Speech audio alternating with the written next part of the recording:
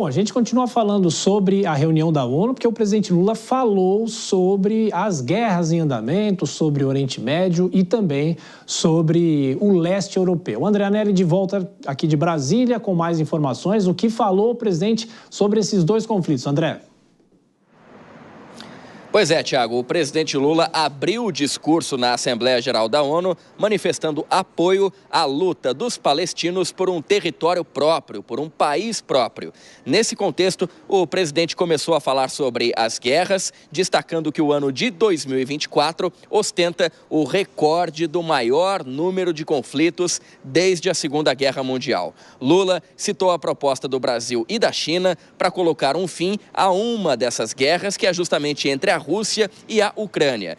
E em relação ao conflito entre Israel e o grupo Hamas, Lula classificou os ataques do país judaico como punição ao povo palestino e afirmou que o direito de defesa foi transformado em direito de vingança. Os gastos militares globais cresceram pelo 9º ano consecutivo e atingiram 2 trilhões e 400 bilhões de dólares. Mais de 90 bilhões de dólares foram mobilizados com arsenais nucleares. Estes recursos poderiam ter sido utilizados para combater a fome e enfrentar a mudança do clima. O que se vê é o aumento das capacidades bélicas. E mesmo se referindo às guerras em andamento no mundo, o presidente Lula voltou a relacionar o assunto a temas como combate à fome e as mudanças climáticas, que foi exatamente o que a gente acabou de ouvir agora. O presidente disse que o valor gasto pelos países com investimento bélico seria suficiente para acabar com a miséria e controlar o aquecimento do planeta, exatamente como a gente ouviu agora. E, nesse momento, então, a gente vai ouvir um outro trecho do discurso do presidente Lula, agora sim, se referindo, então, ao que ele chamou de direito de defesa, transformado em direito de vingança por Israel, na avaliação dele. Em Gaza e na Cisjordânia, assistimos a uma das maiores crises humanitárias da história recente e que agora se expande perigosamente para o Líbano.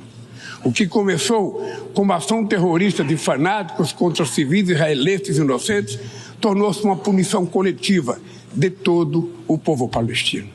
São mais de 40 mil vítimas fatais, em sua maioria mulheres e crianças. O direito de defesa transformou-se no direito de vingança, que impede um acordo para a liberação de reféns e adia o cessar-fogo. Lula também criticou o que ele chamou de falta de instrumentos das Nações Unidas para interromper guerras ou punir envolvidos nessas guerras. Lula afirmou que o mundo presencia 2 conflitos simultâneos, os 2 aos quais ele se referiu, então, nesses trechos do discurso, no caso, entre Israel e também o grupo terrorista Hamas, e entre Ucrânia e a Rússia no leste europeu. E o presidente Lula disse que ambos têm potencial de se tornarem conflitos generalizados, envolvendo todo o planeta. Segundo ele, o uso da força sem amparo no direito internacional está se tornando regra, Tiago. É isso, então, as falas do presidente sobre as guerras, os conflitos. O André Anelli volta na programação da Jovem Pan. Bom trabalho para você, André. Vou chamar mais uma vez nossos comentaristas. Bom, Nora Kramer, a mesma pergunta que eu te fiz sobre os temas em relação ao ambiente, meio ambiente. São falas previsíveis do presidente da República em relação a isso, e ao que tudo indica, Israel não gostou muito do que ele falou, falando sobre, obviamente, os palestinos. Pois é, porque não aplaudiu, a comitiva de Israel não aplaudiu o presidente no seu discurso. Olha só, natural que isso aconteça.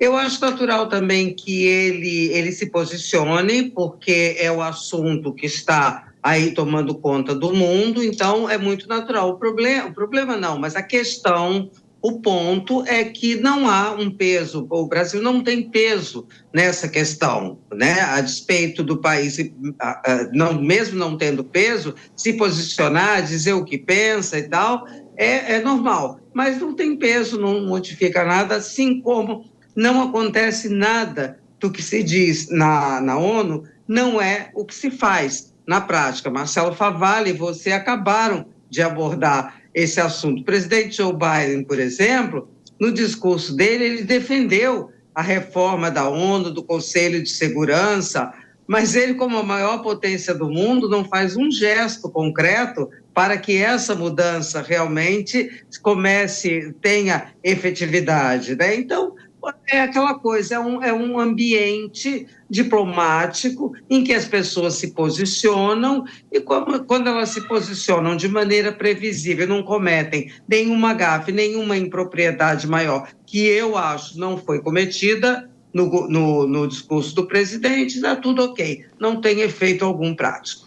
Pois é, e Vilela, não só apenas o presidente Lula, mas outros presidentes defenderam também a reforma da ONU, como se isso fosse mudar o caráter em que a ONU está inserida, né? Como o próprio Favalli falou, é uma reunião, há assinaturas de documentos, os países muitas vezes vetam o que outros países indicaram, e de qualquer forma não há mais, obviamente, o protagonismo de outros tempos, né? Exatamente. Existe uma dinâmica de poder global, de poder internacional, que não é o discurso do presidente brasileiro que vai mudar isso.